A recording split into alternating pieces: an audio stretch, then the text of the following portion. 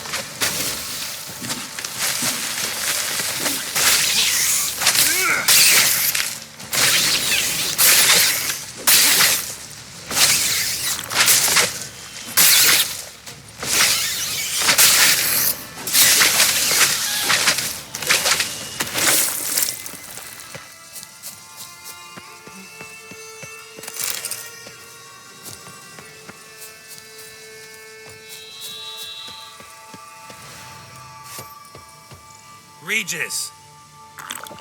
Damn it. Locked. No way I got the place wrong. This is it. Gotta be another way in around here.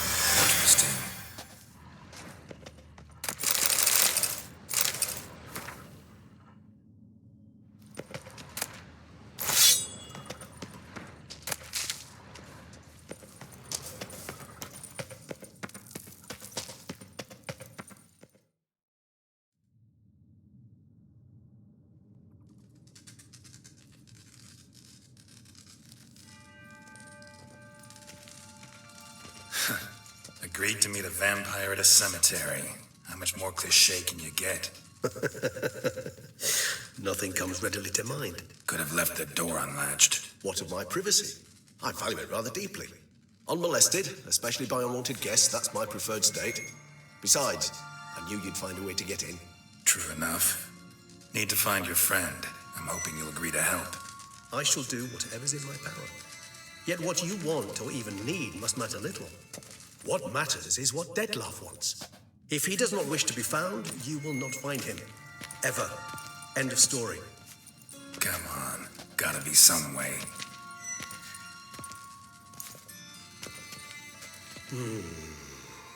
Vampires can evade detection by the senses, and no divination magic works on us.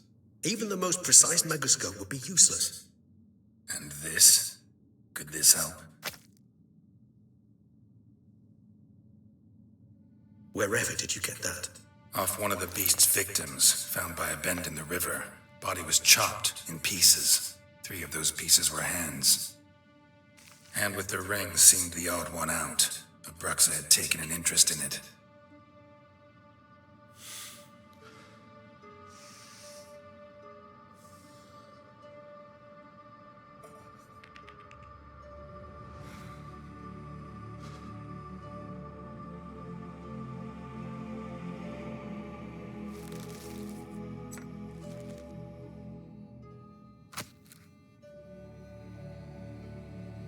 It's Detlef's hand, without a doubt.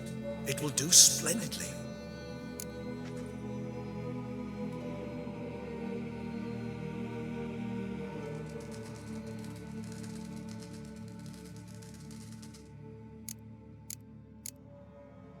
Ring's pretty intriguing. Made of no metal I've ever seen. And the ornamentation.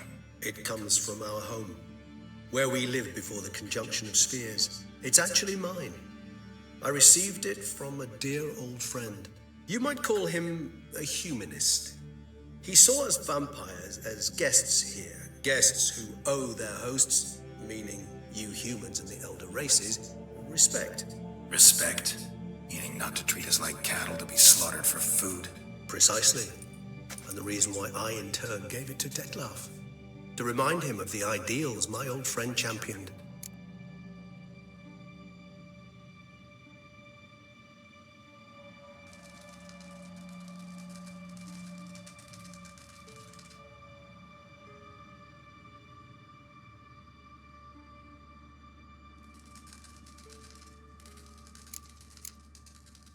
The hand. What do you plan to do with it? You've heard of Kovinaris' theory of tissue memory retention.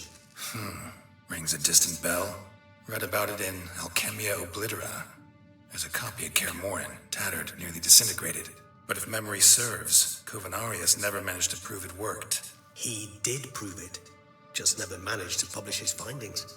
He and I corresponded, you see, after we became friends. Thus, I know he completed his research and performed the first tests. It's complicated, so without delving into details, it is possible to use any piece of tissue to reconstruct what a whole body experienced. How's it work? We need any special equipment? We must brew a decoction which Kovinaris gave a rather poetic name, resonance.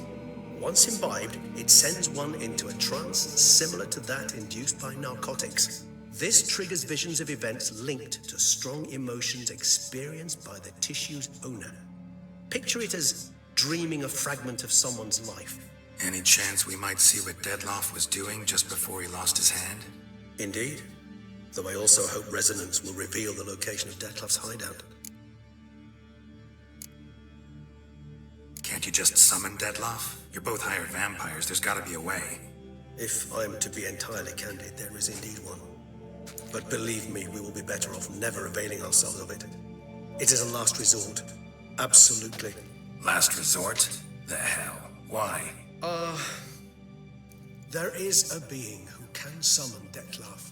Possesses the authority, even the power, to force him to appear in a given place. But the very act of contacting this being, well, it's akin to walking a slack line extended over a chasm filled with molten lava. An exercise as perilous to me as it would be to you. A risk I'm unwilling to take. I beg you, Let's do it my way. It will be both quicker and easier.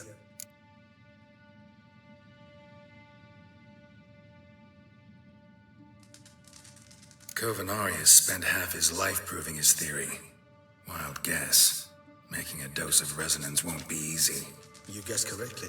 In addition to Detlav's tissue, we shall need a powerful occipital lobe stimulant. Effectively a poison, to make one susceptible to visions. Well, got a few ingredients to choose from.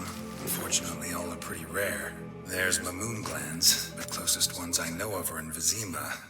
A spotted white saliva would also serve, but they were cold to extinction over a century ago. Could go with a kobold's eyes, but the creatures are sentient. Rather not gouge one's eyes out. Given that we lack the time to sleuth this out ourselves, permit me to summon some help.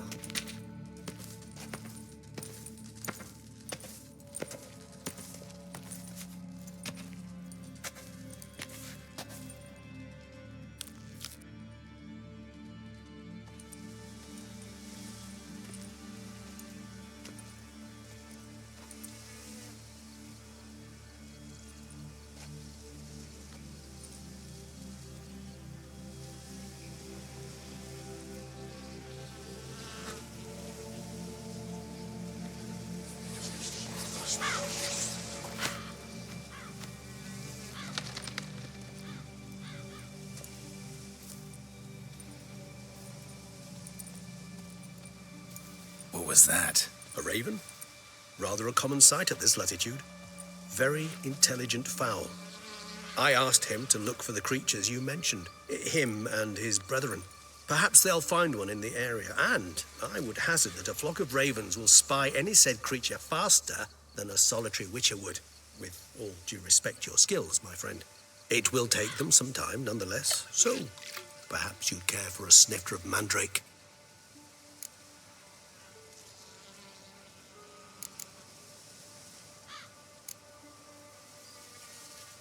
Not really in the mood for your concoctions, especially given how they make you say things you'd rather keep to yourself. Remember that aspect very well. Geralt of Rivia, do I detect a guilty conscience? Word is, only those ashamed of the truth seek to conceal it. Not about to fall for that. Forget it. Need a nap, and that's how I'm gonna use this time.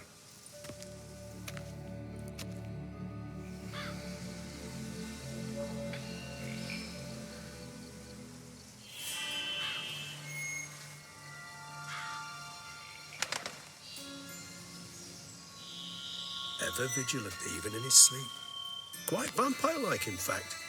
Are you absolutely certain they don't administer a few of our genes during the trial of the grasses?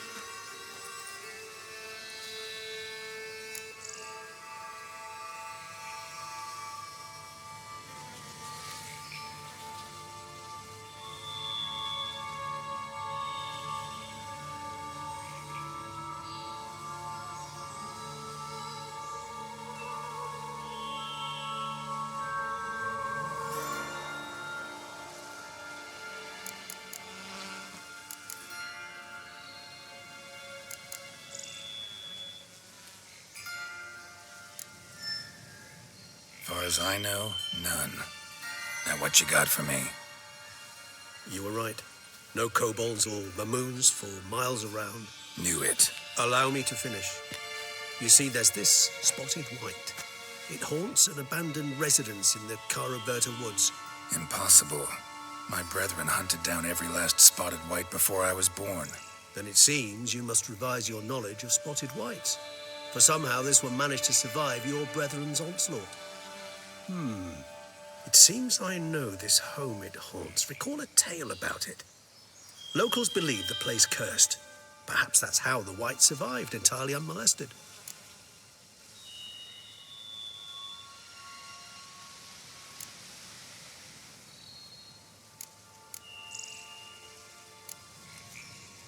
Know anything else about this curse?